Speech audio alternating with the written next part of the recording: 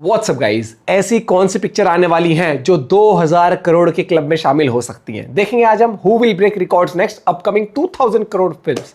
Interesting video की ladder fact channel से है और आप इनमें से कौन सी मूवी के लिए सबसे ज्यादा एक्साइटेड हो जरूर कमेंट करके बताना। 1 2 3 गो। And if you're doing what I just saw, what the world will see in a couple of days, how much money are you spending on this? It'll be about $500 million by the time we're done on both films put together, part 1 and part 2. I just started writing about 2-3 weeks back. A globe-trotting action adventure. Mahesh Babu, a Telugu superstar, is the hero of the film. Bigger and better. आपने शाहिद कपूर और रणबीर कपूर को उनके career की biggest hit दी, तो अब अगली film आप जो स्पिरिट बना रहे हैं प्रभास के साथ, उन्होंने तो ऑलरेडी बाहुबली और कल्कि जैसी ब्लॉकबस्टर्स डिलीवर कर दी है। सर दिस बहुत बड़ा बोझ वाला सवाल है सर, मतलब मेरे को 2000 मानना है टू बीट बाहुबली 2। रजनीकांत से लेकर अक्षय कुमार, चिरंजीवी, अजीत कुमार, सलमान खान, थलपति विजय, ये इंडियन सिनेमा के वो बड़े नाम हैं जिनकी फैन फॉलोइंग मिलियंस में है। लेकिन 100+ फिल्में देने के बावजूद ये लोग कभी 1000 करोड़ का नंबर टच नहीं कर पाए। इंडियन सिनेमा में आज तक कुल मिला के सिर्फ 7 फिल्में ऐसी हैं जिसने 1000 करोड़ का मैजिकल नंबर टच किया है, और उस 1000 करोड़ के बोर्ड पे SRK ने 2 बार पठान जवान से 2 पॉइंट्स कमाए, प्रभास ने भी बाहुबली कल्कि से 2 पॉइंट्स, आमिर ने भी दंगल से 1, तो यश ने KGF 2 से 1 पॉइंट, तो जूनियर NTR एंड रामचरण के डुओ ने RRR से 1 पॉइंट बनाए। और सलमान खान ने खुद कहा था कि आज के टाइम पर 1000 करोड़ का कलेक्शन करना एक स्टैंडर्ड बन चुका है। मतलब 1000 करोड़ के कलेक्शन करने के लिए मेकर्स कुछ भी करने को तैयार रहते हैं। जैसे कि अभी रिसेंटली सन पिक्चर्स के ओनर यानी कि कलानिधि मारन चाहते थे कि लोकेश कनगराज कुछ भी करके कूली जैसी फिल्म को 1000 करोड़ का नंबर दिला दे, लेकिन अनफॉर्चुनेटली ये फिल्म वैसा कुछ नहीं कर पाई। लेकिन आज आपका लैडर भाई इंडियन सिनेमा के कुछ ऐसे प्रोजेक्ट्स लेकर आया है जो मिनिमम 1000 करोड़ का कलेक्शन अगर सिर्फ 15 डेज में भी कर देना तो मैं ना चौंकूंगा। तो इन फिल्मों को देखने के लिए बाप के जेब से पैसे चुराने का रिस्क लेना हो या दोस्त के अखरोट गिरवी रखने पड़े तो रख देना, लेकिन इन फिल्मों को थिएटर में ही देखना।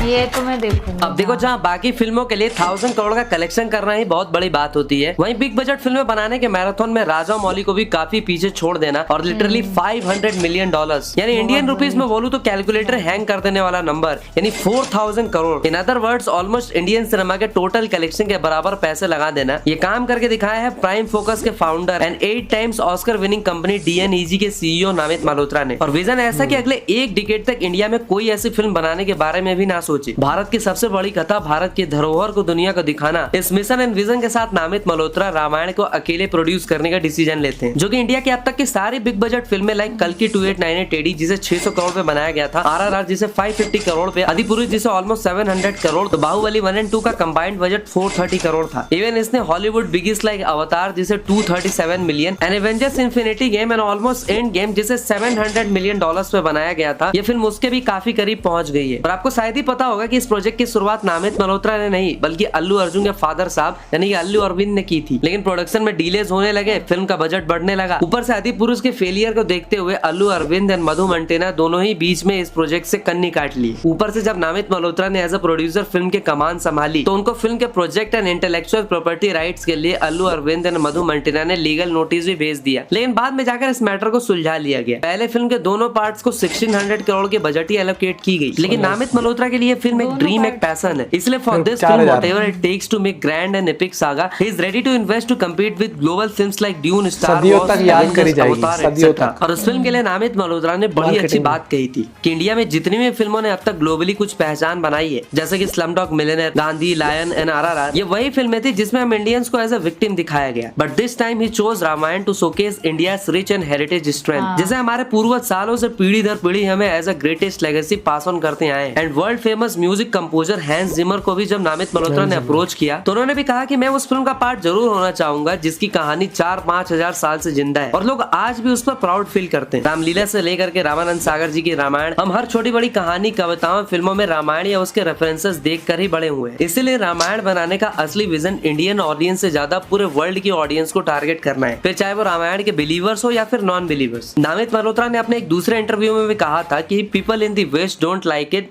आई कंसिडर दैट अ फेलियर। अब यार 4000 करोड़ का कंबाइंड बजट खुद में एक बहुत बड़ा गैम्बल है। एंड एक रिपोर्ट के अकॉर्डिंग इस फिल्म को नहीं भी तो ग्लोबल बॉक्स ऑफिस पर पार्ट 2400 करोड़ का कलेक्शन मिनिमम करना पड़ेगा। और इंडिया की अब तक की सबसे हाईएस्ट कलेक्शन वाली फिल्मों की बात करें तो दंगल जिसने अप्रॉक्स 2056 करोड़ कमाए थे, तो दूसरी थी बाहुबली 2 जिसने 1788 करोड़ कमाए थे, जिसमें से दंगल ने इंडिया में सिर्फ 511 करोड़ तो बाहुबली 2 ने इंडिया नेट में सिर्फ 1000 करोड़ कमाए थे। मतलब दोनों ही फिल्मों ने इंटरनेशनल मार्केट से 1000 करोड़ प्लस का कलेक्शन किया था। सो इसीलिए मेकर्स को इंडियन मार्केट से ज्यादा इंटरनेशनल मार्केट से एक्सपेक्टेशंस है। ऊपर से इनके सामने अधिपुरुष जैसी फिल्म भी प्रेजेंट है जिसको देखकर मेकर्स ये समझ सके कि उन्हें क्या नहीं करना। फिल्म के स्टार कास्ट की बात करें तो इसमें Ranveer as Shriram, Yash as Ravan, Sai Pallavi as Sita, Ravi Dubey as Lakshman और सनी देओल एस हनुमान जी, अमिताभ बच्चन एस जटायु, खुद अरविंद गोविल एस दशरथ और दुनिया भर के कास्ट बड़े बड़े हैं। And in this film DNEG handling cutting edge visual effects, aiming for a grand IMAX experience and dubbing के चैलेंजेस से निपटने के लिए AI डबिंग यूज किया जा रहा है for seamless regional and international language experience. और इन्हीं रीजन की वजह से फिल्म का बजट भाई पर पार्ट 2000 करोड़ चला गया है और स्टार कास्ट को भी अच्छे खासे पैसे मिल रहे हैं। फाइनेंशियल एक्सप्रेस की एक रिपोर्ट के अकॉर्डिंग रणवीर कपूर को for both the parts 150 crore मिल रहे हैं, तो साई पल्लवी को 12 करोड़, यश को भी 50 करोड़, सनी देओल को 20 crore,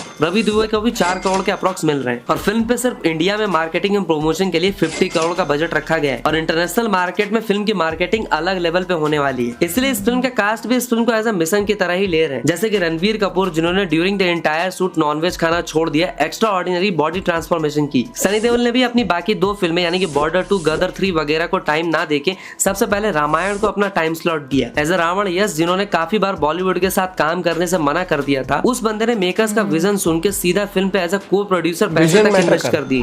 The DNEG is owned by Namit Malhotra, you know, he's our Indian and who owns Prime Focus. So we met and we jammed and we started spending time. And he spoke about Ramayana. They've been working since many years and he just told, I have this vision. And then I liked the person and I liked his vision and we both had similar vision. The vision was to put it on the international platform, take our Indian films with the kind of support our audience have given us.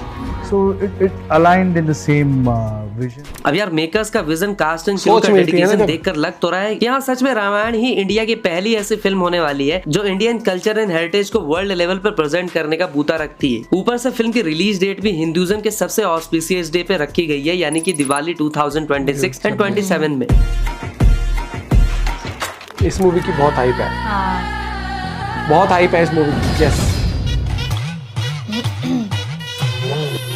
Second number पे हम जिस film के बारे में बात करने वाले हैं ना, उस फिल्म की कमान उस इंसान के हाथों में है जो हर बार इंडियन सिनेमा में कोई नया रिकॉर्ड या ट्रेंड सेट कर देता है, जो 5 साल से नीचे टाइम देने वाले किसी स्टार को मुंह नहीं लगाता। उसका श्राप ऐसा है कि उसके साथ काम करने के बाद एक्टर्स वर्ल्ड वाइड फेमस तो हो जाते हैं, लेकिन उसके बाद जो भी फिल्में करते हैं सब के सब फ्लॉप की भेंट चढ़ जाती है। अब तक तो आप समझ ही गए होंगे कि मैं किसकी बात कर रहा हूँ। जी हाँ, मैं इंडियन सिनेमा के राजा राजामौली की ही नेक्स्ट फिल्म SSMB 29 की बात कर रहा हूँ, जिसे अभी नया नया नाम मिला है ग्लोब ट्रॉटर। हिंदी में बोले तो एक ऐसा बंदा जो दुनिया की ऑलमोस्ट सारी कंट्रीज घूम के बैठा हो। अब इस फिल्म का नाम ग्लोब ट्रॉटर शायद इसलिए रखा गया है क्योंकि काफी सारे रूमर्स एंड स्पेकुलेशन कुछ ऐसे हैं कि this film gonna blend myth, reality and fantasy all together. और फिल्म में महेश बाबू का कैरेक्टर एक आर्कोलॉजिस्ट होगा जिसके अंदर हनुमान जी वाली कुछ क्वालिटीज या फिर ट्रेड्स होंगे, लेकिन इस फिल्म में हाई ऑक्टेन एक्शंस और रोमांस का तड़का भी लगेगा। और इसी फिल्म से राजा मौली भी एक यूनिवर्स या फ्रेंचाइज बनाने के बारे में भी सोच रहे हैं। राजा मौली ने खुद कहा था कि इस फिल्म से वो अपने ही पुराने सारे रिकॉर्ड्स तोड़ फोड़ के रख देने वाले हैं, इसलिए इस फिल्म में Hollywood technicians, VFX and AI पे जम के पैसे उड़ाए जा रहे हैं। SSMB 29 एक जंगल एडवेंचर फिल्म होने वाली है जिसमें राजा मौली अपने स्क्रिप्चर्स एंड माइथोलॉजी का भरपूर इस्तेमाल करने वाले हैं। और इस तरह की फिल्में आज मार्केट में हॉरर, कॉमेडी एंड एक्शन फिल्मों के बाद सबसे ज्यादा डिमांड में रहती है। एग्जांपल के लिए कल्कि 2898 AD ही देख लो। इसके अलावा कांतारा, हनुमान, कार्तिकेय 2, ब्रह्मास्त्र वगैरह। और राजा मौली की बाहुबली से लेकर RRR तक उनकी फिल्मों में माइथोलॉजी एंड स्क्रिप्चर्स की अमिट छाप देखने को मिलते रहती है, क्योंकि यार स्क्रिप्चर्स को कहानियों से ऐड करने से सबसे बड़ा बेनिफिट ये होता है कि लैंग्वेज बैरियर्स की जंजीरें टूट जाती है। अब अगर नागी या दूसरे डायरेक्टर्स कुछ ऐसा दिखा सकते हैं तो राजा मौली तो इसमें खुद मास्टर आदमी है। राजा मौली इस फिल्म में काशी को भी सिर्फ एक प्लेस नहीं दिखाकर उसे भी पर्सोनिफाई कर सकते हैं। मेरा मतलब उसका मानवीयकरण करना। और मैं कहूंगा कि SSMB 29 एक फिल्म ना होकर इट्स लाइक अ वॉर। और राजा मौली फाइट सीक्वेंसेस दिखाने में हर बार अपनी लिमिट्स को पुश करते रहते हैं, फिर चाहे वो मगधीरा के 100 लोगों के फाइट सीक्वेंस हो या फिर RRR का वो टाइगर वाला फाइट सीक्वेंस या फिर बाहुबली 1 का निम्डा दोस्तारकी का पूरा गैंग हो या बाहुबली का एंड गेम वाला फाइट, सब के सब भाई ओवर द टॉप रहे थे, लेकिन फिर भी SSMB 29 को इंडिया की अब तक की बिगेस्ट एक्शन फिल्म बताया जा रहा है। एंड मिड डे की एक रिपोर्ट के अकॉर्डिंग 3000 लोगों को ट्रेन किया जा रहा है एक एक्शन ब्लॉक क्रिएट करने के लिए, जिसमें वाटर फायर के साथ एक प्योर क्योस ऑडियंस को एक्सपीरियंस करने को मिलेगा। और इन सब के बीच एक बोट सीक्वेंस भी रखा गया है, जिसके लिए हॉलीवुड के स्टंट टीम्स को भी बुलाया गया है। महेश बाबू, पृथ्वीराज सुकुमारन को अलग से ट्रेनिंग लेनी पड़ रही है इसके लिए। एंड SSMB 29 में हीरो विलन का टिपिकल फॉर्मूला यूज ना करके पब्लिक को दोनों का ही पर्सपेक्टिव दिखाया जाएगा। एंड हीरो एंड विलन का फेस ऑफ भी बहुत ही सोच समझ के यूनिक वे में प्रिपेयर किया जा रहा है। 9 अगस्त को राजा मौली ने जो फिल्म का पोस्टर शेयर किया था ना, अब देखो उसमें महेश बाबू का फेस रिवील तो नहीं हुआ, लेकिन उन्हें एक पेंडेंट पहने हुए दिखाया गया है जिसमें महादेव का त्रिशूल और नंदी बने हुए थे और महेश बाबू के सीने से ब्लड निकल रहा था। इसी पोस्टर के साथ राजा मौली ने कहा था कि SSMB 29 की story and scope is so big जिसे सिर्फ पिक्चर्स या फिर प्रेस कॉन्फ्रेंस से जस्टिफाई नहीं किया जा सकता। इसलिए नवंबर के टाइम पर we are coming up with a never before seen Avatar teaser. अब 2 मिनट के टीजर में ऐसा क्या नया होगा वो तो देखने वाली बात होगी, लेकिन फीस की बात करें तो राजा मौली और महेश बाबू दोनों ने ही इस फिल्म के लिए 40% प्रॉफिट शेयरिंग पे डील पक्की करी instead of taking upfront faeces. अब कई लोगों को ऐसा भी लगा था कि इस फिल्म को राजा मौली बाहुबली की तरह ही 2 पार्ट्स में लाएंगे, लेकिन राजा मौली ने अननेसेसरी दूसरों की तरह फ्रेंचाइज से पैसे कमाने के बजाय इस फिल्म को एक ही पार्ट में निपटाने का सोचा है। SSMB 29 राजा मौली की अब तक की मोस्ट एक्सपेंसिव फिल्मों में से एक होने वाली है, जिसमें अराउंड 1000 करोड़ का बजट एलोकेट किया गया है। और इस फिल्म को इंटरनेशनल मार्केट में उतारने के लिए राजा मौली ने अपने दोस्त जेम्स कैमरून की भी मदद लेने की सोची है। और ऐसा कहा जा रहा है कि जेम्स कैमरून अपने इंडिया विजिट में अवतार 3 के प्रमोशन इवेंट में SSMB 29 का ऑफिशियल टाइटल एंड नेम भी रिवील करेंगे। अब देखो जेम्स कैमरून को पूरा वर्ल्ड जानता है, ऐसे में उनके प्रमोट करने से फिल्म की रीच वर्ल्ड वाइड ऑडियंस तक बढ़ जाती है। तो अपनी अगली फिल्म की बात करें तो देखो किसी फिल्म का सेलिंग पॉइंट उसका डायरेक्टर होता है, तो किसी फिल्म का यूएसपी उसकी स्टार पावर होती है, जैसे कि films like coolie and war 2। But क्या हो जब इंडियन सिनेमा के सबसे most violent but bankable director और इंडियन सिनेमा का एक ऐसा सुपरस्टार जिसकी फिल्में डे 1 में मिनिमम 150 करोड़ से एंट्री ले, ये दोनों सिर्फ साथ ना आए बल्कि अपने सारे प्रोजेक्ट्स को साइड में रखकर सिर्फ एक फिल्म को प्रायोरिटी दे, तो वो फिल्म कैसी होगी? जी बिल्कुल, मैं बात कर रहा हूँ प्रभास एंड वांगा की सबसे मोस्ट एंटीसिपेटेड फिल्म स्पिरिट की। स्पिरिट के लिए जहाँ वांगा ने एनिमल पार्क को छोड़ करके इस फिल्म को प्रायोरिटी दी है, तो प्रभास ने भी सालार 2 एंड कल्कि की जगह सबसे पहले स्पिरिट पर काम करने का सोचा है, क्योंकि प्रभास खुद वांगा के साथ काम करने के लिए पर्सनली काफी एक्साइटेड थे। ऐसे में वांगा ने प्रभास से पहले ही रिक्वेस्ट करके बोल दिया था कि आप स्पिरिट के लिए अपना टाइम ब्लॉक कर दीजिए, और जब आप स्पिरिट पे काम करो तो सिर्फ और सिर्फ इसी फिल्म को टाइम दो, क्योंकि इस फिल्म में वांगा प्रभास को एक ऐसे अवतार में दिखाने वाले हैं जो आज तक ऑडियंस ने एक्सपीरियंस नहीं किया है। अब इसके लिए भाई कंप्लीट फोकस एंड डेडिकेशन तो रिक्वायर्ड होगी। बाहुबली के लिए प्रभास ने अपने 5 साल दिए थे, तब जाकर वैसा आउटपुट आया था। और प्रभास को अक्सर लोग डायरेक्टर सेक्टर कहते हैं, मतलब कि भाई डायरेक्टर जैसा चाहे वैसा आउटपुट उनसे निकलवा ले। और संदीप रेड्डी वांगा अपने प्रोजेक्ट्स के लिए ऑलवेज 100% श्योर होते हैं, उन्हें उस एक्टर से क्या चाहिए उन्हें अच्छे से पता होता है। जबकि कुछ directors like Anurag Kashyap and all वो सीन समझा के बाकी एक्टर पे छोड़ देते हैं कि आप इस सीन को किस तरह से परफॉर्म करोगे वो आप देख लो, लेकिन वांगा अपने एक एक डायलॉग एक्सप्रेशन स्क्रीन प्ले को लेके 100% श्योर होते हैं। और संदीप रेड्डी वांगा ने कोविड के टाइम पे ही प्रभास को स्पिरिट की